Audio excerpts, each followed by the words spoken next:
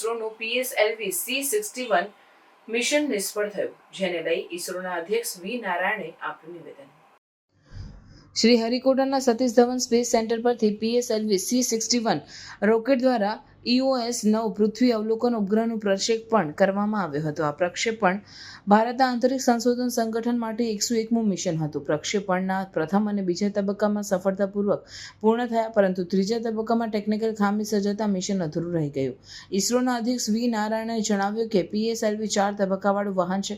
પ્રથમ 2 તબક્કાઓમાં પ્રદર્શન સામાન્ય રહ્યું. ત્રીજા તબક્કાના કાર્ય દરમિયાન ચેમ્બરમાં દબાણ ઘટતા મિશન પૂર્ણ કરી શક્યા નહીં.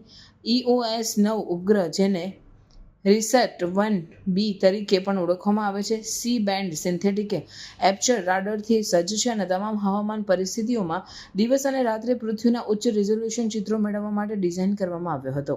આ ઉપગ્રહ ભારતની અવલોકન ક્ષમતાઓને વધારવા અને આપત્તિ પ્રતિસાદમાં મદદરૂપ થવાનો હેતુ ધરાવતો હતો.